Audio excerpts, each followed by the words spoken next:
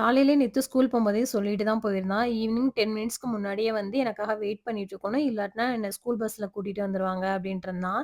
இதெல்லாம் அவனுக்கு ரொம்ப நாள் ஆச. நாங்க அவன ஸ்கூல்ல விட்டுட்டு கூட்டிட்டு வரணும் அப்டிங்கிறதெல்லாம்.